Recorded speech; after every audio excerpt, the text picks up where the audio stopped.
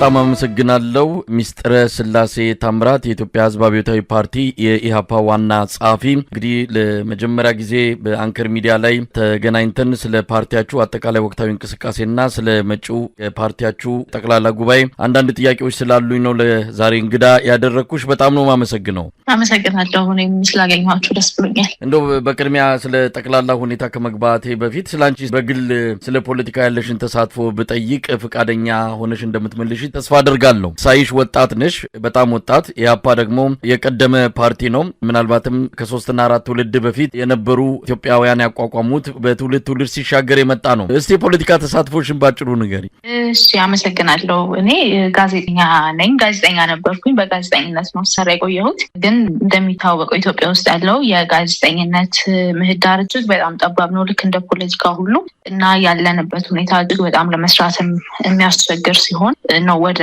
ፖለቲካ የገባሁት። ወደ ፖለቲካ ስገባ ቀጥታ የመጣሁት ወደ ኢሃፓ ነው። ከዛ በፊት በብዛት ትኩረት ሰጥቼ የሚዘግባቸው ጉዳዮች ፖለቲካዊና ማህበራዊ የነበሩ በመሆናቸው እና ከዛም በፊት ፖለቲካ ላይ ኢንትረስት የነበረኝ በመሆኑ በንባብ አዲስ አይደለሁም ለፖለቲካው። ግን በፖለቲካ እንቅስቃሴ በይፋዊ የፖለቲካ እንቅስቃሴ ኢሃፓ የመጀመሪያ ቤቴ ነው፣ የመጨረሻው ሆፕፉሊ። ለምን ኢሃፓን መረጥሽ? ቀደም ሲል እንዳልኩት ኢሃፓ ምናልባት ከስሙም ተነስተን በኢትዮጵያ የፖለቲካ ተሳትፎ ታሪክ ውስጥም የነበረው ድርሻ ቀደምት ነው። ከግማሽ ክፍለ ዘመን አካባቢ የሚጠጋ እድሜ ያለው ፓርቲ ነውና አንቺ ደግሞ ወጣት ነሽ። ሳይሽ በገጽታሽም ምናልባትም አሁን በዚህ ትውልድ ውስጥ ከሚጠቀሱት አንዱ ነሽ። ኢሃፓን ለምን መረጥ? ኢሃፓ ረጅም ዓመት በራሱ የኢትዮጵያ አስቸጋሪ የኢትዮጵያ ፖለቲካ ውስጥ ኮንሲስተንት ሆኖ ወይ ቋሚ ሆኖ ለመቆየት እጅግ በጣም ትልቅ ትግል እንደሚጠይቅ አምናለሁ፣ እረዳለሁ። ብዙ አድማጭም እንደሚረዳ አምናለሁ። እና ያ በዛ የአስቸጋሪ የፖለቲካ ሁነት ውስጥ ቋሚ ሆኖ የቆየ ድርጅት መሆኑ በራሱ ስለ ኢሃፓ የሚናገረው ነገር አለ። ከኮንሲስተንሲ ወይ ከቋሚነቱና ከዘመን ዘመን በጥንካሬ ከመሻገሩ በተጨማሪ ደግሞ በዝርዝር ከአመራሮቹም ጋር ከአባላቶቹ ጋር እንዲሁ ደግሞ ከቀደምት የኢሃፓ ሰዎች ጋር በነበረኝ ንግግር እንዲሁ ፕሮግራሙን በማየት እና የተለያዩ ንባቦችን በማድረግ ንባቦች ስለ የተለያዩ የፖለቲካ ፓርቲ አመንድመንቶችን ተመልክቻለሁ። ኢሃፓ እኔ ለማምንበት የፖለቲካ እምነት የቀረበ ነው የሚል እሳቤ ነበረኝ። እንዳልከው እኔ ከዚህ ትውልድ ከሚጠቀሱ ሰዎች ውስጥ አንዷ ነኝ። ግን አዲስ ሀሳብ፣ አዲስ አይዲያ፣ አዲስ እይታ እንደሚያስፈልገው ሁሉ ደግሞ ያንን ሀሳብ ያንን እይታ አዲስ የሆነውን ማለት ነው ወደ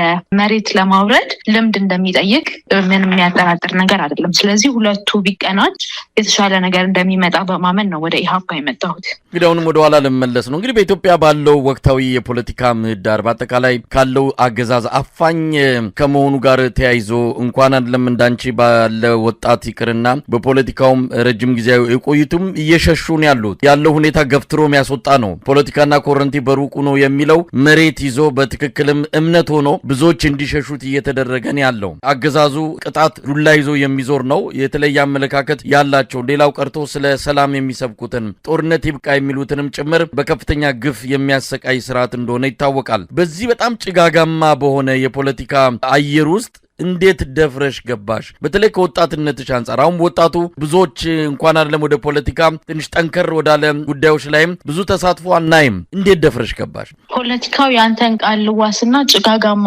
ባይሆን ኖሮ ወደ ፖለቲካ የመግባት ሀሳብ ወይ ይፋዊ የፖለቲካ እንቅስቃሴ በፓርቲ የታቀፈ አትሊስት እንቅስቃሴ ውስጥ እገባለሁ ብዬ አላስብም ነበር። እንዳልኩ ረጅም ጊዜ የፖለቲካ ጋዜጠኝነትን ስመኝ ነው የኖርኩት። መስራትም የጀመርኩት በፖለቲካ ጋዜጠኝነት ነውና በዛ ነው እድሜ ልኬ እኖራለሁ ብዬ የማስበው የነበረው። ነገር ግን እንዳልከው የፖለቲካ ሁኔታ እጅግ በጣም ከባድ ፈተና ውስጥ የገባበት እና ከዛ ደግሞ ሀገርንም ይዞ ሊጠፋ ያለበት ሁኔታ ላይ ነው ያለውና ሀገር በሌለበት የግል ፍላጎቶችን ማካሄድ የማትችልም ጋዜጠኛ ልሆን ብል ሀገር ከሌለ የት ነው ጋዜጠኛ መሆነው? ወይ የሆነ ሰው የሆነ ባለሙያ ልሆን ብል ወይ ወልጄ ሀብት አፍርቼ ልኖር ብል ሀገር በሌለበት የሚሆን ነገር አይደለም እና ይሄ ሁላችንም የሚመለከት ነገር ነው። ወጣት ትልቅ የሚል ነገር አይደለም። በእድሜ ላይ ተለይቶም አይደለም አሁን ያለው አገዛዝ ጭቆናን እያለማመደና እየሄደበት ያለው። ስለዚህ እንዳልከው ሁኔታው ጭጋጋማ ባይሆንና እጅግ በጣም የተስተካከለ ቢሆን ኖሮ ምንም ማስተካከል የማልችልበት ቦታ ላይ መግባት አልፈልግም። ማስተካከል የማይጠበቅብኝ ቦታ ከሆነ ሌላ ማስተካከል የሚጠበቅብኝ ቦታ ነው መሆን የምፈልገው። እንደውም ወደዚህ እንድገባ ያደረገኝ የፖለቲካዊ ተበላሸ መሆን ነው ብዬ ነው ማስበው። እኔ ያለኝ መልስ ያለው። እንግዲህ ሚኒስትር ስላሴ የኢትዮጵያ ህዝብ አብዮታዊ ፓርቲ ኢህአፓ የተለያዩ እንቅስቃሴዎችን እያደረገ እንዳለ በቅርበትም እንከታተላለን።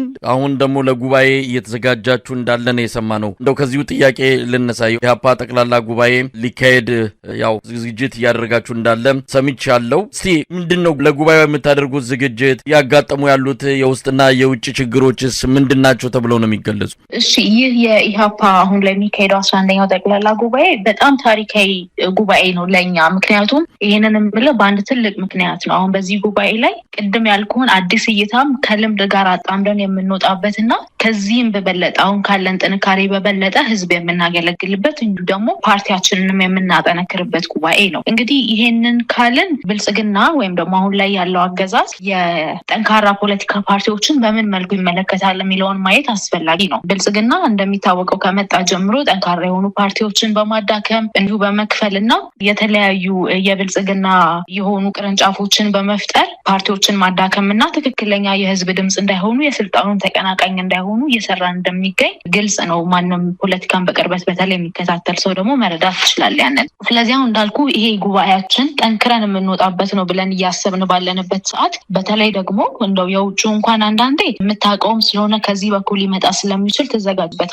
ፕላን ኤ፣ ፕላን ቢ፣ ፕላን ሲ ብለህ ታዘጋጃለህ። ግን ከውስጥ ባልተጠበቀ ሁኔታ በገንዘብ በመግዛት የተለያዩ ጥቅማ ጥቅሞችን በመስጠት ከውስጥ ባሉ ሰዎች ለመበታተን ፓርቲውን እንዳልኩ ለሁለት ለመክፈል የተለያዩ እንቅስቃሴዎች እየተደረጉ ነው። በተለይ ደግሞ ጠንካራ ናቸው፣ ጠንካራ ትግል ያደርጋሉ፣ ለብልጽግና ስጋት ሊሆኑ ይችላሉ፣ እንዲሁ ደግሞ ለህዝብም ድምጽ ናቸው የሚባሉ አመራሮችና አባላት ላይ በጣም ከፍተኛ ጫና እየደረሰ ነው የሚገኘው። ስለዚህ ከጉባኤው ጋር በተያያዘ ሆቴል ማስከልከል ጀምሮ እንዳልኩ የውስጥ ባንዳዎችን በመክፈል እና በተለያየ ጥቅም በመደለል ፓርቲውን ለሁለት መክፈል ጉባኤው እንዳይሳካ ለማድረግ ከማሰብ ጀምሮ የተለያዩ ክልከላዎችን እያደረገ ነው የሚገኘው አገዛዙ። ምናልባት አሁን ጉባኤውን ለማካሄድ እንግዲህ ከቅርብ ጊዜ ወዲህ ጉባኤም ሆነ የተለያዩ ስብሰባዎችን ለማካሄድ የማያስችል ነገር ነው እየተፈጠረ ያለው። አዳራሽ ስትከራዩ አዳራሹን እንዳታገኙ የማድረግ ነገር። ከዚህ በተጨማሪ ጉባኤው ሊደርስ ሰዓታት ሲቀሩ በጸጥታ ኃይሎች በደህንነት ኃይሎች ከበባ በማድረግ ማዋከብና ጉባኤው እንዲሰረዝ ማድረግ። እንዲህ አይነት ነገሮች መምጣታቸው አይቀርም። ከመጡም ደግሞ ያው የተዘጋጃችሁበት ነገር ካለ ልትገልጭልኝ ትችያለሽ። ከዚህ አንጻር የምትሰጉት ነገር አለ? ጉባኤውን ለማካሄድ የማያስችሉ ውጫዊ ተግዳሮቶች ወይም ችግሮች ገፍተው እየመጡ ነው ማለት ይቻላል? ምንም ጥርጥር የለውም። ከሰሞኑ የአዳራሽ ኪራይ ለመፈለግ እንዲሁ ደግሞ አባላቶቻችን ከመላው ኢትዮጵያ ስለሆነ የሚመጡት የመኝታ አገልግሎቶችን ለማግኘት የተለያዩ ሆቴሎችን እያየን ነበር እና ስም ባልጠራልህም ጥቂት የማይባሉም ልል እችላለሁ። ቱ ቢ ኦነስት በቀጥታ ለፓርቲዎች እንዳያከራዩ በተለይ ደግሞ ለኢህአፓ ምንም አይነት አገልግሎት እንዳይሰጡ በህይወታቸው ጭምር በሰዎቹ ላይ ማለት ነው ማስፈራሪያ እየደረሳቸው እንደነበረ ለእኛ በግልጽ ነግረውናል። አሁን እዚህ ላይ ስም አልጠራልህም፣ ግን እንደዛ አይነት ሁኔታዎች አሉ። ከዛም ባለፈ እንዳልከው ነገሮች እንኳን ተፋጥነው ሄደው ጉባኤው ቀን ላይ ብንደርስ ብልጽግና በለመደው መልኩ ማዋከብና እንግልቶችን ሊያደርስ አይችልም ወይ ክልከላዎችን ሊያካሄድ አይችልም የሚል እምነት የለንም። ስለዚህ ከሆቴል ጀምሮ እንደዚህ አይነት ጉዳት ነው እየደረሰ ያለው። ከእንደዚህ አይነት ክልከላዎች እየተከሰቱ ነው ያሉት። አሁንም በሌላ በኩል ውስጣዊ ብላችሁ የምትጠሩትስ ችግር ምንድን ነው? እንግዲህ ፓርቲያችሁን በተለያየ መልኩ ለሁለትም ለመክፈል ሊሆን ይችላል፣ ሌላ ሰርጎ ገብ በማስገባትም ሌላ የፓርቲ ተቀጥላ እንዲፈጠር የማድረግ የአገዛዙ የተለያዩ ሴራዎች እንዳለ ይታወቃል። ከዚህ አንጻር እንደው በፓርቲ ውስጣዊ በኩል የመጣባቸው አደጋ አለ? አዎ እንዳልኩ ከውጭ የበለጠ በጣም የሚፈትነውም የሚከብደውም የውስጡ ፈተና ነው። ምክንያቱም ባልጠበቅከው ሰው ባልጠበቅከው መንገድ ነው ጫናውና ጉዳቱ የሚደርሰው። ስለዚህ ቅድም እንዳልኩ በተለያዩ ጥቅማጥቅሞች በመደለል በሹመት ሊሆን ይችላል፣ በገንዘብ በማስረጃ ጭምር ያየናቸው ከብልጽግና በኩል የተላኩ ሰዎች አሉና በውስጥ በኩል ሰርገው ገብተው በአመራርነትም በአባልነትም ተቀምጠው የብልጽግናን ዓላማ ለማስፈጸም ፓርቲውን ለማንኮታኮት ጠንካራ ሆኖ እንዳይቀጥል ለማድረግ እና ቅድም እንዳልኩ ደግሞ ጠንካራ ናቸው የሚባሉ አመራርና አባላትን በተለያዩ መንገዶች ጫና በማድረስ ከፖለቲካው እንዲርቁና ለብልጽግናም ደግሞ ስጋትነታቸው እንዲቀንስ የማድረግ እንቅስቃሴዎች አሉ። ጊዜው ሲደርስ ከነ ማስረጃው የምናወጣው ይሆናል። አሁን ግን ልልህ የምችለው በደፈናው በማስረጃ ጭምር ያየናቸው እንደዚህ አይነት አመራርና አባላት በውስጣችን አግኝተናል። እንግዲህ እንደ ፓርቲ አሁን ካለው አጠቃላይ ሁኔታ አንጻር የፖለቲካ ምህዳሩ መጫወቻው ሜዳ ብዙ ነገሮች የማይመቹ ናቸው። ቀደም ሲልም በመግቢያችን ላይ አንስተነዋል። በጣም ከፍተኛ የሆነ ጭቆና ያለበት ሀገር ነው። ከዚህ ቀደም ከነበረው የኢህአዴግ ስርዓት በእርግጥ አሁንም ይሄ የኢህአዴግ ወራሽ ድርጅት ወይም ፓርቲ ቢሆንም ከዛኛው በከፋ መልኩ ምንም ነገር የማይፈቀድበት የተለየ ድምጽ የማይሰማበት በግራ በቀኝም ያለውን በሙሉ ዘግቶ የተቀመጠ ነውና በዚህ የፖለቲካ ምህዳር ውስጥ እንደየ ፍላጎታችሁ እንደ ተልኳችሁ እንዳትጫወቱ እየሆናችሁ ነው። እንዴት ትገልጫለሽ? አንቺ ገና አዲስ ወደ መድረኩ የመጣሽ ቢሆንም በተወሰነ ደረጃ መረጃው ይኖርሻል። ምን ማለት ይቻላል? ለፖለቲካ ፓርቲዎች የሚመች አውድ አለ ማለት እንችላለን? በፍጹም ለፖለቲካ ፓርቲዎችም ሆነ አጠቃላይ ለሰላማዊ ትግሉ የሚመች አውድ የለም። በፍጹም የለም ማለት በሚያስደፍር መልኩ ማለት ነው። ምክንያቱም በሰላማዊ ትግል ላይ ያሉ ዜጎች አሉ፣ ጋዜጠኞች በላቸው፣ የሰብአዊ መብት ተሟጋቾች፣ ፖለቲከኞችም ጭምርና አሁን አብዛኛው በተለይ ለህዝብ ድምጽ ይሆናሉ፣ ከተበዳይ ጎን ይቆማሉ፣ ለብልጽግና ለአገዛዙ ደግሞ ስጋት ናቸው ተብሎ የሚታሰቡ በሀሳብ ብቻ የሚሞግቱ ሰዎች የት እንዳሉ እናውቃለን። ግማሾቹ እስር ቤት ናቸው፣ ግማሾቹ ከሀገር ተሰደዋል፣ የቀሩት ደግሞ ተገድለዋል። ስለዚህ ይህ ሁሉ ባለበት ሁኔታ ለምሳሌ አሁን አንድ ፖለቲከኛ በፖለቲካው ምክንያት በሀሳብ ምክንያት ሲታሰር ሲገደል ፖለቲካው ነው የታሰረው፣ የተገደለው፣ የተሰደደው። ጋዜጠኛም እንዲሁ አንድ ጋዜጠኛ በሰራው ስራ ምክንያት ሲታሰር ሲገደል እንዲሁ ሲሰደድ ያ ሙያ ነው እየተሰደደ ያለው። ስለዚህ በተለይ ደግሞ እነዚህ የዲሞክራሲ ተቋማት የሚዲያ ተቋማትና እንዲሁ የፖለቲካ ተዋንያን በአንድ ሀገር ውስጥ ያለውን የዲሞክራሲና የፖለቲካ ምህዳር እንዲሁ የሰብአዊ መብት መከበር ሁኔታ የሚያመላክቱ ናቸው። ስለዚህ አሁን የጠቀስኩልህን ማሳያዎች ማለትም እነዚህ የፖለቲካ ሰዎች፣ የማህበረሰብ አንቂዎች፣ የሰብአዊ መብት ተሟጋቾችና ጋዜጠኞች መሳደዳቸው፣ መገደላቸውና መታሰራቸው የሚያሳየው እነዚህ የዲሞክራሲ ሁኔታዎች እንደተረገጡ ነው። ይህ ሁሉ ባለበት ሁኔታ የሰላማዊ ምህዳሩ ሰፊ ነው ለማለት አያስደፍርም። ሰፊ ነው ብቻ ለማለት ሳይሆን የማያስደፍረው ሙሉ በሙሉ ዝግ ነው ለማለትም የሚያስችል ሁኔታ ላይ ያለ ነው። አሁን እንግዲህ ይሄ ከሆነ ሰላማዊ ትግል ፈጽሞ የሚሞከር ካልሆነ በተለያየ መንገድ እንቅስቃሴያችሁ ገደብ እየተጣለበት ደጋፊዎቻችሁን መሰብሰብ አይደለም ጠቅላላ ጉባኤ መጥራት ማትችሉበት አባላቶቻችሁ ቁጭ ብላችሁ መመካከር በማትችሉበት በእንደዚህ አይነት ሁኔታ እንዴት የፖለቲካ እንቅስቃሴ ማድረግ ትችላላችሁ? ስለ ሰላማዊ ትግል ማውራት ካልቻላችሁ እንዴት ስለ ምርጫ ማውራት ይቻላልስ? ከዚህ በተጓዳኝ አገዛዙ እንዲሁ ፓርቲዎች አሉ ለማስባል ካልሆነ በስተቀር የእናንተ ሚና የእናንተ በፓርቲነት ተመዝግቦ መቆየት ሌላ ምን ፋይዳ አላችሁ ተብሎ ጥያቄ ቢነሳ ምንድን ነው ምላሻችሁ? የኛ አሁን አስፓየር የምናደርገው ወይም የምንፈልገው የምንመኘው ኢትዮጵያ ውስጥ ሰላማዊ ምርጫ እንዲካሄድ፣ ኢትዮጵያ ውስጥ የሀሳብ ነጻነት እንዲከበር፣ ኢትዮጵያ ውስጥ ዜጎች በሀሳባቸው ወይም በማንነታቸው በሃይማኖታቸው ምክንያት የማይሳደዱባት ሀገር እንድትሆን ነው ካለን ያ ሁሉ የሚመጣው በሰላማዊ ትግል እንደሆነ ደግሞ እናምናለን። ምክንያቱም እኛ በሀሳብ በሰላማዊ ትግል የምንታገል የፖለቲካ ፓርቲ ነን። ብልጽግና ሰላማዊ ትግልን በጣም ይፈራል። ከየትኛውም ከትጥቅ ትግልም በላይ ሰላማዊ ትግል ይፈራል። ለዛ ነው ቅድም ያልኩን የጠቀስኩልህን ዋና ዋና የሚባሉ በተለይ ደግሞ ለማህበረሰቡ እንደ ከለላ ናቸው ጥላ ናቸው የሚባሉ ጋዜጠኞችን፣ ፖለቲከኞችን፣ የሰብአዊ መብት ተሟጋቾችን የሚያስረው ሰው አሁን ያልከው ጥያቄ በእርግጥ ከብዙ ቦታ ላይ የሚነሳ ነው። ነገር ግን እኛ ሰላም እንዲሆን እንፈልጋለን። በሰላማዊ መንገድ ሰላም እንዲሆን እንፈልጋለን የምንል ከሆነ አማራጫችን አንድና አንድ የሰላማዊ መንገድ ብቻ ነው። እንዳልኩ የሰላማዊ ምህዳሩ እጅግ በጣም የጠበበ ነው። አሁን እየተዘጋ ነው፣ ተዘግቷል ወደ ማለት ወደሚያስደፍር ደረጃ እየደረሰ ነው። ነገር ግን ብልጽግና የሚፈልገው የራሱ የፖለቲካ ፓርቲዎች እንዳሉ ሆኖ ራሱ የሚያንቀሳቀሳቸው ራሱ ተልዕኮ የሚሰጣቸው ራሱ የፈጠራቸው የፈለፈላቸው የፖለቲካ ፓርቲዎች እንዳሉ ሆኖ ነገር ግን ጠንካራ የሚባሉ ደግሞ የሰላማዊ ታጋዮች ወደ ትጥቅ ትግል እንዲገቡ ነው የሚፈልገው። ለዛም ነው በትክክለኛ ታጋዮች ላይ ጫና እያደረገ የሚገኘው በተለያየ መንገድ። ስለዚህ ያንን መስጠት አንፈልግም፣ ያንን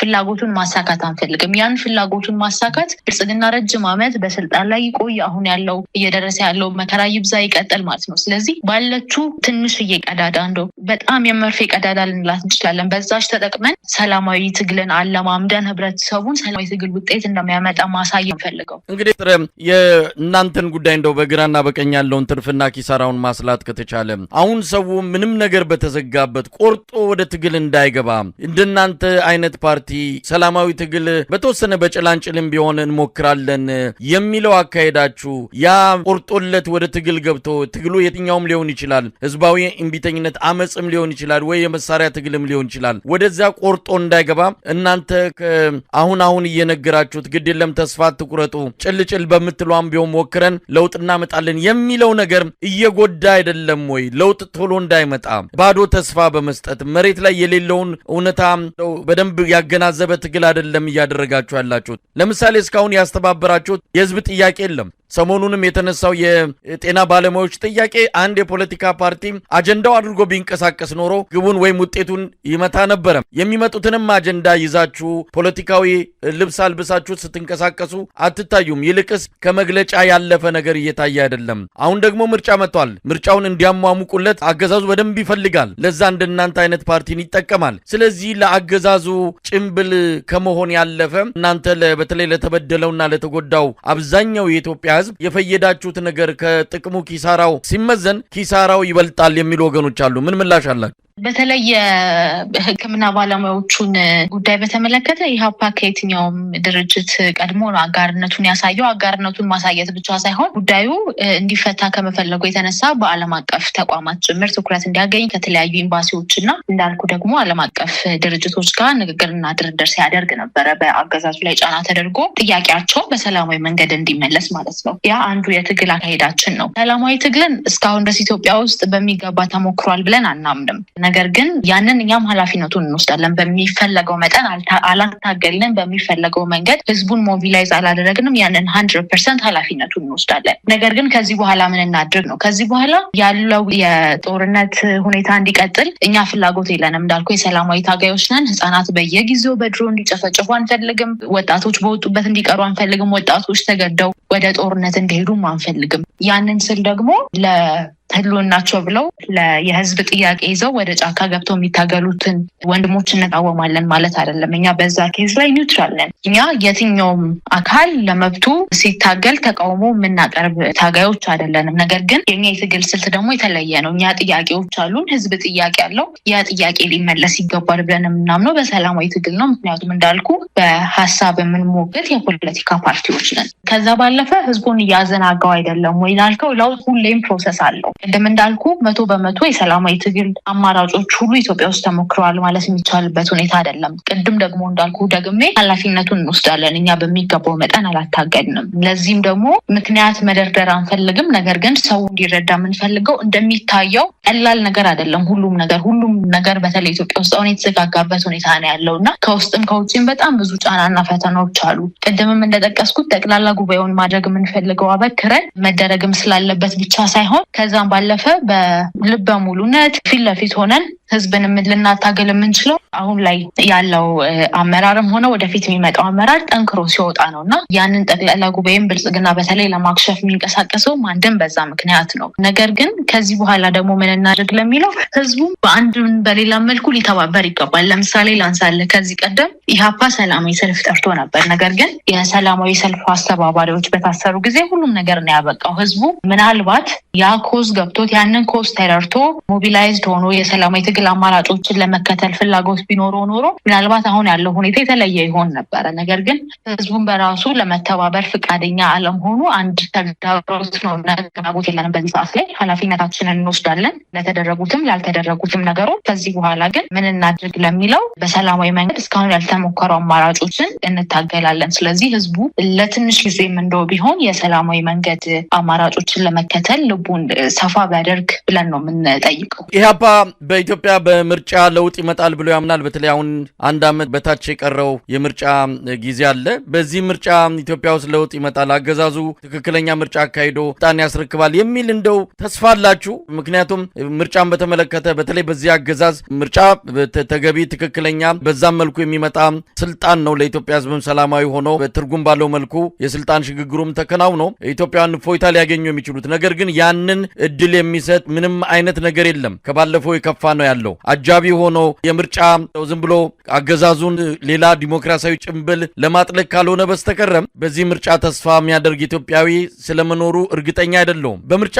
ለውጥ ይመጣል ብላችሁ ታምናላችሁ? ይህንን ከሁለት አቅጣጫ ማየት እንችላለን። በቅድሚያ ይህ አሁን ያለው መሪም ሆነ በአጠቃላይ ፓርቲው የመጣበትን ሁኔታ ስንመለከት በትክክለኛ መንገድ የመጣ ነው ብለን ለመናገር የሚቸገር ሁኔታ ነው። በሆነ የታሪክ ስህተት በሆነ የታሪክ አጋጣሚ ስልጣን እጁ ላይ ወደቀለት እየመራ ያለበት ሁኔታ ነው ያለው። እንደዚህ አይነት አመራር ደግሞ በምርጫ በዲሞክራሲያዊ መንገድ ያምናል። ስልጣን ለመልቀቅ እንዲሁ ደግሞ ውጤቱንም በጸጋ ለመቀበል ወይ ላለማጭበርበር ይሞክራል የሚል እምነት የለንም። ነገር ግን እኛ በምርጫ እናምናለን። የስርዓት ለውጥ ሊመጣ የሚችለው በምርጫና በምርጫ ብቻ ነው ብለን ነው የምናምነው እኛ ፖለቲካ ፓርቲ። ስለዚህ የምርጫው ላይ አሁን እንዳልከው ቀጣዩ ምርጫ መካሄድ እንዳለበትም ደግሞ እናምናለን። ምክንያቱም በህገ መንግስቱ መሰረት በየ5 ዓመቱ ምርጫ ይካሄዳል። ቀጣዩ ምርጫ 2018 ላይ ነው መካሄድ እንዳለበት እናምናለን። አሁን የኢትዮጵያ ህዝብ ያለበት ሁኔታ አሁን በሚባለው የህገ መንግስት እየተጠቀሰ ትክክለኛ ህጋዊ ስርዓት ኢትዮጵያን በዛ ስርዓት ስር እንዳለች አድርጎ በማየት መውሰድ ከተቻለ በእርግጥ ምርጫ በትክክልም መደረግ አለበት። አሁን ኢትዮጵያ ውስጥ ያለው ነገር ሁሉም የተሳከረ ነው። አገዛዙ ህገወጥ ነገሮችን ነው ያደረገ የሚገኘው። በእንደዚህ አይነት አውድ ውስጥ በወረቀት በተጻፈ ህገ መንግስትና በተወሰኑ ነገሮች እሱን እየጠቀሱ በምርጫ ተስፋ እንዲያደርግ አሁንም በእናንተ በኩል የሚደረገው እንቅስቃሴ ነገ ከነጎዲያ ለሚፈጠረው ከምርጫ ጋር ተያይዞ ለሚፈጠረው የህዝብ ስብራት ተዘጋጅታችኋል ኃላፊነቱን ለመውሰድ? ለዛ ነው እየገለጹልህ የነበረው። እኛ ምርጫው ውስጥ እንሳተፋለን አንሳተፍም ወይ ደግሞ ምርጫው ፍትሃዊ ይሆናል የሚል ውሳኔ ላይ አልደረስንም። ነገር ግን ምርጫ የትኛውን ምርጫ ደግሞ መካሄድ ካለበት ኢትዮጵያ ውስጥ መካሄድ ካለበት መጀመሪያ ተግባራዊ እንዲሆኑ የምንፈልጋቸው የጠቀስናቸው 6 ነጥቦች አሉ። ስለዚህ እነዛ ነጥቦች ባልተካሄዱበት መንገድ ወይ እነዛ ነጥቦች ባልተሟሉበት መንገድ ምርጫው ፍትሃዊ ይሆናል ብለንም አንጠብቅም። ምርጫው ላይ የመሳተፋችን ሁኔታም ወደ ዜሮ ነው የሚወርደው። እንዳልኩ እነዚህን 6 ነጥቦች መጥቀስ ካስፈለገ የመጀመሪያው አሁን በትጥቅ ትግል ላይ የሚገኙ ወንድሞች ጥያቄዎቻቸው ተመልሶላቸው ወደ ትክክለኛ ድርድር እንዲመጡ እንፈልጋለን። ዋስትና ተሰጥቷቸው ማለት እስካሁን እንደሚባለው ከአንገት በላይ ሳይሆን የእነሱን ጥቅምን ባስጠበቀ መልኩ የህዝብንም ጥያቄ በመለሰ መልኩ ወደ ድርድር እንዲመጡ እንፈልጋለን። ከዛ ባለፈ ደግሞ ቅድም የጠቀስኩልህ የጋዜጠኞች የሰብአዊ መብት ተሟጋቾች እና ፖለቲከኞች ያለምንም ቅድመ ሁኔታ እንዲፈቱ እንፈልጋለን። ምርጫው የሚካሄድም ከሆነ መካሄድ አለበት። ነገር ግን ደግሞ እነዚህ ሁኔታዎች በሌሉበት ምርጫው ፍትሃዊ ሊሆን ስለማይገባ አለባቸው። ከዛ ባለፈ ዓለም አቀፍ ታዛቢዎች ጣልቃ ሊገቡበት ይገባል፣ በታዛቢነት ማለት ነው። ከዛ ባለፈ የምርጫ ቦርድ አመራሮችን በአዲስ ለመተካት የሚደረገው ጥረት ቆሞ ከዚህ ቀደም የነበሩትን ከነጉድለታቸው ነገር ግን ያሉትን ሁኔታዎች አጠናክረው እንዲሄዱና አዲስ ሰዎችን ማምጣት እኛ እንዴት ነው የምንመለከተው? የሰብአዊ መብት ኮሚሽን ላይ እንደተደረገው የራሳቸውን ካድሬ አምጥተው ያስቀምጡበታል። ከዚህም የባሰ ይሆናል የሚል እምነት ስላለን አሁን ያሉትን ማጠናከሩ ላይ እንዲቀጥል እንዲሁ ደግሞ የሚዲያዎች ነጻነት እንዲጠበቅና በመጨረሻም የፖለቲካ ምህዳሩ የምርጫ ምህዳሩ ሙሉ በሙሉ እንዲሰፋ ነው የምንፈልገው። ምክንያቱም ብልጽግና ይሄንን ማድረግ ለእኛ የሚሰጠው ወይ ለህዝብ የሚሰጠው ቸርነት ሳይሆን ግዴታው ስለሆነ ግዴታው እንዲወጣ ጠይቀናል። ነገር ግን በምርጫ ህዝብን ማዘናጋት ወይ ደግሞ በምርጫ አገዛዙን ሸፋፍኖ ህጋዊ ማድረግ ነው ለሚለው በፍጹም እንደዛ አይደለም። ያ ኢንቴንሽን የለውም። ያንን ለማድረግም ደግሞ አይደለም እዚህ ያለው። ነገር ግን አመራር ከተቀየረ አመራር መቀየር ያለበት በሰላማዊ ትግል ነው ብለን ስለምናምን የኛ ሆፕ የኛ ምርጫ የኛ እምነት ያለው በምርጫ ስርዓት ላይ ነው። እንግዲህ ሚስትር ስላሴ ያው የምርጫውን ጉዳይ በተመለከተ በሌላም ጊዜ ዳግም ተገናኝተን እንደምንከራከር ተስፋ አደርጋለሁ። ምርጫውን በተመለከተ ኢትዮጵያ ህዝብ መስማት ማይፈልጋቸው አንዳንድ ከወዲሁ በተለይ ከአገዛዙ ፍጹም አረመኔያዊ እና ገሪቱ ላይ ከጣለው የደህንነትና አጠቃላይ አደጋ አንጻር ምርጫ በአሁኑ ሰዓት ቀልድ እንጂ ለህዝብ ለውጥ ምንም አይነት እንደው አዎንታዊ አስተዋጽኦ ያደርጋል ተብሎ የሚጠበቅ አይደለም። ለማንኛውም በዚህ ጉዳይ ላይ ሌላ ጊዜ እንደምንገናኝ ተስፋ አደርጋለሁ። ሰሞኑን ከአዳነች አቤቤ ጋር የፖለቲካ ፓርቲዎች ውይይት አድርገው ተገናኝተው ነበረ። በመጨረሻም ፓርቲዎቹ ስጦታ ለአዳነች አቤቤ ሰጥተዋል። እንግዲህ በዚህ ጉዳይ ላይ ሌላው የህብረተሰብ ክፍል ምን ሊሰማው እንደሚችል አላውቅም። አንድ ተፎካካሪ ፓርቲ ለሌላ ገዢ ፓርቲ ወይም ደግሞ አውራ ፓርቲ ተብሎ ሊጠራም ከቻለ አላውቅም ለዛ ሽልማት መስጠት ምን ማለት ነው የሚለው በጣም አስገራሚ ነገር ሆኖ ነው የታየን። ለማንኛውም ምንድነው የሆነው? ምንድነው የተፈጠረው? በዛሬው ዕለት መግለጫ ማውጣንበታል። ነገር ግን ጉዳዩን ባጭሩ ለማስረዳት ያህል የከተማዋን ህዝብ ጥያቄዎች ይዘው የፖለቲካ ፓርቲዎች ከንቲባ በተገኙበት ጥያቄዎችን ይዘው ይገኙ ተባለ። ከዛ ተሰረዘ ቀጠሮ ባልታወቀ ሁኔታ።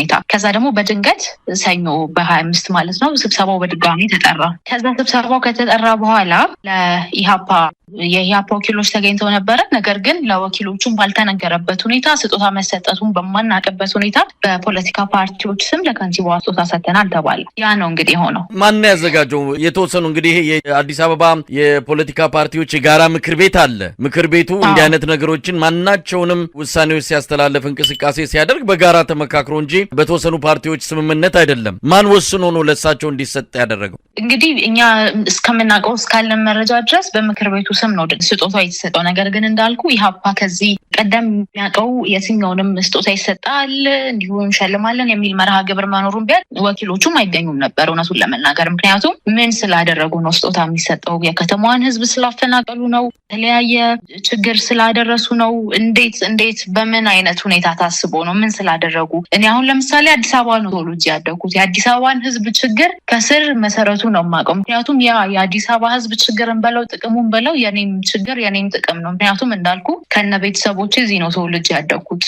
በየትኛው መስፈርት ለከንቲባዋ ምን ስላደረጉ ስጦታ ሊሰጥ እንደሚችል እንደ አዲስ አበባ ነዋሪ እንደ አንድ ፖለቲከኛ አይገባኝም። ፓርቲም ያንን ነው የሚያምነው። ስለዚህ በምን መስፈርት ኢሃፓ አምኖበት ለከንቲባዋ ስጦታ ሊሰጥ እንደሚችል እና ያም ደግሞ በስፋት በተለይ ለመንግስት ቅርበት ባላቸው ሚዲያዎች መነገሩ በጣም የሚያስደንቅ ሆኖ ነው ያገኘ ነው። እውነት ለመናገር ሚኒስትር ስላሴ እንግዲህ ያው እንዲህ አይነት ነገሮች ሲከሰቱ መወያያ መሆናቸው አይቀርም። ከንቲባዋ ለምን ተሸለሙ ነው የሸለማቸው። ደግሞ ተፎካካሪ ሆኖ በምርጫ አሸንፈን ስልጣኑን እንነጥቃለን ብሎ የራሱን የፖለቲካ ፕሮግራም ለህዝብ እያስተዋወቀ መወዳደር የሚገባው የሌላው የፖለቲካ ኃይል እሳቸውን ከሸለመ ምርጫ ለምን ያስፈልጋል? ለምን ፓርቲስ ያስፈልጋል?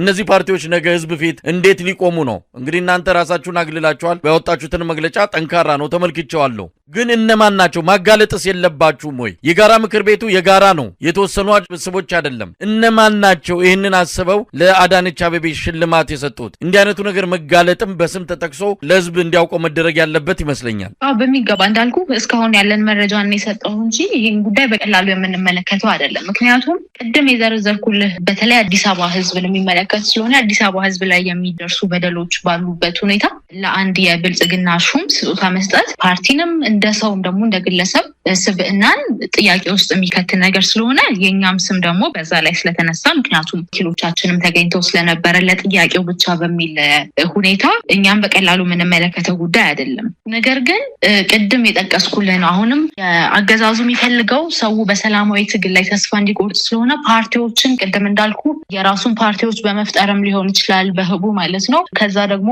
የነበሩ ጠንካራ ፓርቲዎችን በማዳከም ወደ ራሱ በማምጣት እንዲሁ በሌላ በጥቅማ ጥቅም በመግዛት ተለጣፊ እንዲሆኑ በማድረግ የታሉ የፖለቲካ ፓርቲዎች እኮ እንዲህ ናቸው የሚል ትርክት በመፍጠር የሰላማዊ ትግል ላይ ተስፋ እንዲቆርጥ ነው የሚፈልገው። ያንን ደግሞ በዚህ ሰዓት ለአገዛዙ መስጠት ማለት የኢትዮጵያ ህዝብ ስቃይ ይቀጥል፣ የኢትዮጵያ ህዝብ በጦርነት አዙሪት ውስጥ ይግባ የሚል ነው። ምክንያቱም ይህ አገዛዝ ከመጣ ጀምሮ አንተም የምታውቀው ነው፣ ህዝብ የሚያውቀው ነው። የትኛው ክልል ነው ከጦርነት ወጥቶ የሚያውቅ? የትኛው ቦታ ላይ ነው ሰው ያልተገደሉ? የትኛው ቦታ ላይ ነው በጣም አሰቃቂ ኢሰብአዊ ድርጊቶችን ያላየ ነው? ስለዚህ አሁንም ቢሆን የሰላማዊ ትግልን አለመፈለግ አገዛዙ በጦርነት ይቀጥል፣ ይህንን የጦርነት ሁኔታን እንደ ስልጣን ማጽኛ አድርጎ ስለሚመለከተው እናግዘው፣ ጦርነትን እናባብስና በስልጣን ላይ ይቀጥል፣ አንዱን ከአንዱ እያምታታ በአንድ ሀገር ላይ ያለን ህዝብ እያጣላ እያባላ ማለት ነው። ስለዚህ ፍላጎቱን ተረድቶ ሴራውን ተረድቶ ህዝቡ በሰላማዊ ትግል ላይ ቢያንስ በጣም ለትንሽ ጊዜ ተስፋ እንዳይቆርጥ ነው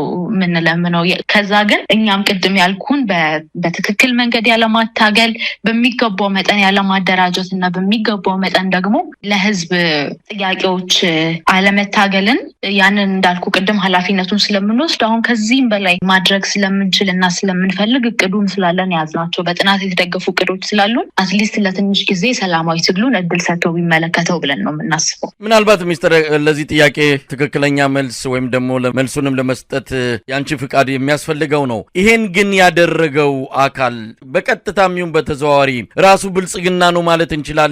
የሴትዮዋን ተክለ ስብዕና ለመገንባት አንድም ሴትዮዋ የተለያዩ ሽልማቶችን በማግኘት መድረኩን ሚዲያውን የሞሉ ሴት ናቸው። ከተሰራው ይልቅ የጎደለው የሚበዛበት የተሰራውን ቢሆን ለሰው ልጅ ሳይሆን ከሰው ልጅ ባሻገር ድሃውን የሚያፈናቅል ድሃውን የሚጠየፍ ስራዎች ነው የሰሩትና በታሪክ ምንጊዜም የሚያስወቅሳቸው ነው። ነገር ግን በሽልማትና በሙገሳ የእሳቸውን ተክለ ስብዕና ለማሳደግ ብልጽግና ፓርቲ እቅድ ነድፎ እየተንቀሳቀሰ እንዳለ እናውቃለን። አሁን በራሱ መድረክ ማድረግ የሚችለውን ሁሉ ያደርጋል። በተቃዋሚዎች ደግሞ መጥቶ በዛም መድረክ መሞገስና ሽልማት ማግኘት አንዱ እቅዱ እንደሆነ ነው የምናውቀው። ምናልባት በተዘዋዋሪ ብልጽግና ለራሱ ለአዳነች አቤቤ ሽልማቱን አዘጋጀ ማለት እንችላለን። ምንም ፈቃደኝነት የሚያስፈልገው ጥያቄ አይደለም። ምንም ጥርጥር የለውም። እንዳልኩ እንኳን ፖለቲካ ላይ በቀጥታ ተሳትፎ የሚያደርጉ የፖለቲካ ፓርቲዎችን በተለይ ደግሞ በጣም ብዙ ራሱ የፈለፈላቸው በጥቅማ ጥቅም የገዛቸው እና ጥንካሬያቸውን ደግሞ አንኮታኩቶ የግሉ ያደረጋቸው የፖለቲካ ፓርቲዎች ባሉበት ሁኔታ ይቅርና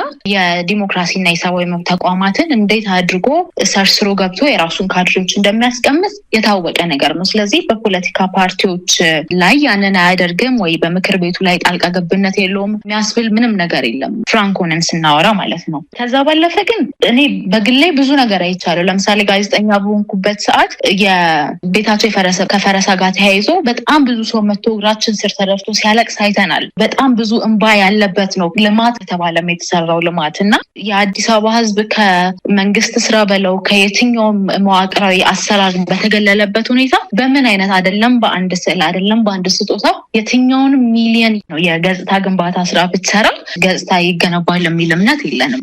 በእርግጥ ያንን መሞከር ይችላሉ፣ ይሞክራሉ።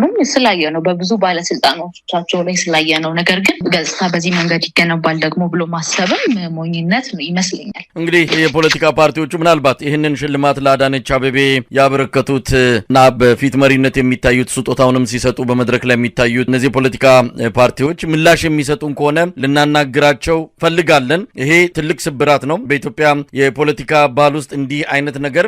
እንግዲህ የፖለቲካ ባህላችንም ብዙ የጠነከረ አይደለም ባለውም፣ ግን እንዲህ አይነት በጣም አስነዋሪ ነገር ተደርጎ የሚያውቅ አይመስለኝም። ይህን ከምን አንጻር እንዳደረጉት ሊነግሩን ከቻሉ ፈቃደኛ ከሆኑ እንደው ልንገልጽላቸው ወይም ደግሞ ልንጠይቃቸው እንሞክራለን። እንደው በዚህ ጉዳይ ላይ ማለት የምትችው ከሆነ በግልሽም ይሁን እንደ ፓርቲም ነገ ከነገ ወዲያ የኢትዮጵያ የፖለቲካ ባህል ምን ሊሆን ነው? እንዲህ አይነቱን ነገር ከገዢው ፓርቲ ጋር ጓዳ ለጓዳ አብሮ እንደዚህ አይነት መንጎዳጎድ ያለበት የፖለቲካ ባህል ለኢትዮጵያ ሕዝብ ምን ሊያመጣ ነው? ምን ሊፈጠር ይችላል ብለሽ ትሄዳለሽ? ይህንን አካሄድ ቶሎ ብለን ካላረም ነው በጣም ኢትዮጵያ ውስጥ ያለው በኔ ኦብዘርቬሽን፣ በኔ እይታ፣ በኔ መልከታ ኢትዮጵያ ውስጥ ያለው በጣም ትልቁ ችግር ተለጣፊነት ነው። በተለይ ስልጣን ላይ ካለ አካል ጋር አሁን ሁሉም ሰው የፈለገውን የፖለቲካ ሀሳብ ማራመድ ይችላል። ነገር ግን በግልጽ ደግሞ መሆን አለበት። በፖለቲካ ፓርቲ ስም በተለይ በተቃዋሚ ፖለቲካ ፓርቲ ስም ብልጽግና ላይ ተለጥፎ ተቃዋሚዎችን ማዳከም፣ ሰው የሰላማዊ ትግል ላይ ተስፋ እንዲቆርጥ ማድረግ ያው የብልጽግና አሰራር የብልጽግና ስትራቴጂ የሆነውን በጦርነት ረጅም ዓመታትን የመንገስ ስርዓት አብሮ አጨብጭቦ ማስኬድ ነው የሚሆነው። ስለዚህ ተውም ብትል ሳያውቀው ቀርቶ አይደለም፣ እንኳን አንድ ፖለቲከኛ ቀርቶ ማንኛውም የፖለቲካ እውቀት እንኳን የሌለው ሰው እንደዚህ አይነት አካሄዶች መድረሻቸው በጣም የማይሆን ምስቅልቅል መሆኑ የሚገባው ነው። ነገር ግን አሁንም የሚሰሙን ከሆነ አሁንም ጊዜው እንደው ረፍዶም ቢሆን ከመቅረት መዘግየት ይሻላልና ሰው ጄኒውን ሆኖ በቃ ተቃዋሚም ካልሆነ እኮ በግልጽ ብልጽግና መሆን ይቻላል አይደለም? ምንም ማንም ሰው ጎትቶት አይደለም። አንድ ሰው ተቃዋሚ የሚሆነው አይዲያ አለኝ፣ ሀሳብ አለኝ፣ በዛ መንገድ ህዝብን እመራለሁ፣ ምሸጠው ሀሳብ አለኝ ብሎ ነው የሚመጣው። ስለዚህ በግልጽም እንደዛ መሆን ይቻላል። ነገር ግን አሁን ላይ ያለው በተለይ የተቃዋሚ ፓርቲዎች አካሄድ በተለይ ደግሞ ቅድም እንዳልኩ ብልጽግና የመሰረታቸው በህቡ ያደራጃቸው እንዲሁ በፓርቲ አስርጎ የሚያስገባቸው አካላት ዋና ስራቸው ተቃዋሚዎችን መቃወም ነው እንጂ በራሱ ተቃዋሚ ፓርቲ ሆኖ ጠንካራ ሆኖ ለህዝብ መታገል ለህዝብ ድምጽ መሆን ሀገርን መታደግ አይደለም አላማቸው። እና እነዚህን ሰዎች ሆን ብለው የገቡበትን ሰዎች መምከርም እንዴት አድርገህ ነው አውቆ የተኛን የምትቀሰቅሰው የሚያስብል ነገር ነው። ነገር ግን የሚሰሙ ከሆነ እንደው ትንሽም ብትሆን ቀና ልብ ካለ ለህዝብ መቆም ካለ ለእውነት ከተበዳይ ጎን መቆም ካለ ሀገርን የማዳን ደግሞ አጀንዳ ካለ የእውነት ከሚያደርጉት ድርጊት ቢቆጠቡ ጥሩ ነው ባይ ነኝ። በመጨረሻ ሚስጥር ስላሴ እንግዲህ የኢህአፓ በቅርብ ጉባኤውን ያካሂዳል። የተለያዩ እንቅስቃሴዎች ላይ ያላችሁት በአገዛዙ የተፈጸመባችሁ ያለውን ወከባም ሆነ የተለያዩ ገደቦች ተቋቁማችሁ ጉባኤውን ለማካሄድ ከጫፍ ደርሳችኋል። እንግዲህ ጉባኤው ይካሄዳል አይካሄድም የሚለው በእናንተ ብቻ የሚወሰን ባይሆንም ያለውን ሂደት እኛም እየተከታተልን ለተመልካቾች እናቀርባለን።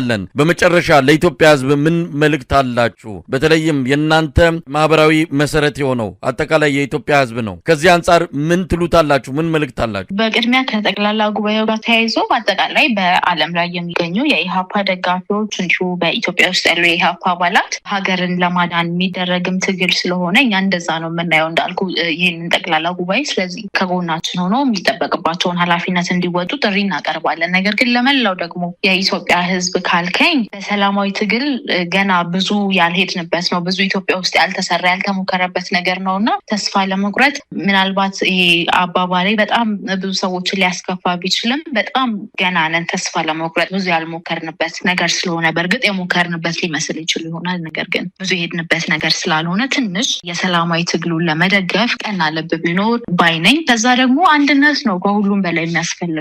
ከተበዳይ ጎን መቆም ሶሊዳሪቲ ያስፈልጋል። እንትና ከተበደለ ከኔ ወገን ስላልሆነ አሁን ወገን በምንለው አካሄድ ማለት ነው ስላልሆነ ላልፎ አይገባም። አሁን ላይ የትኛውን ቦታ አይደርስም የሚባል ችግር የለምና እርስ በርስ አንድ ላይ መቆም። አሁን በተለይ የሕክምና ባለሙያዎቹ የጤና ባለሙያዎቹ የትግል አካሄድ በጣም በጣም የሚያስደንቅ የሚያስገርም እና በጣም ደስ የሚለው ምክንያቱም ከሆነ ቦታ የመጡ የሕክምና ባለሙያዎች አይደሉም። እንደ ሀገር የደረሰባቸው ነገር አለ። ትክክለኛ ተገቢ ጥያቄ አላቸው። የምናውቀው ነው የኢትዮጵያን የኢኮኖሚ ሁኔታ እንዴት ህዝቡ እየኖረ እንዳለና ትክክለኛ ጥያቄያቸውን ይዘው በአንድነት ነው የቆሙት። ስለዚህ በአንድነት መቆም ደግሞ ምን ያህል ጥንካሬ እንደሚሆንና የት መድረስ እንደሚቻል እያሳዩን ይገኛሉ። ያንን እኛ እናከብራለን በጣም። ስለዚህ አሁንም ቢሆን መሆን ያለበት እያንዳንዱ አካል ከተበዳይ ጎን እኩል መቆም አለበት። አሁን የህክምና ባለሙያዎቹ ላይ ሁሉም ሰው አብሯቸው ነው የቆሙ። በተለይ ህሊና ያለው ሰው ማንኛውም ሰው የትኛውም የፖለቲካ ሀሳብ ቢኖረው። ስለዚህ ያ ሁሉ ባለበት ሰላማዊ ትግል ምን ማለት እንደሆነ እያሳዩን ነው። ያ ነው ሰላማዊ ትግል። ስለዚህ ሰው ተስፋ መቁረጥ የለበትም። ብዙ ውጤቶችን የሚያስገኝ ነገር ስለሆነ ያንን አስተላልፋለሁ። ከዛ ባለፈ ግን በተለይ በግልም እንደ ፓርቲም ኮንሰርን የሚያደርገን ነገር አሁን ላይ በእስር ላይ የሚገኙ ዜጎች በተለይ ደግሞ በፖለቲካ አመለካከታቸው በማንነታቸው ለህዝብ ድምጽ በመሆናቸው እና ለአገዛዙ ደግሞ ተለይተው ስጋት ናቸው በመባላቸው ምክንያት በእስር ላይ የሚገኙ ዜጎች በስም መጥራት ካስፈለገ ልንጠራቸው የምንችል ዜጎች አሉ።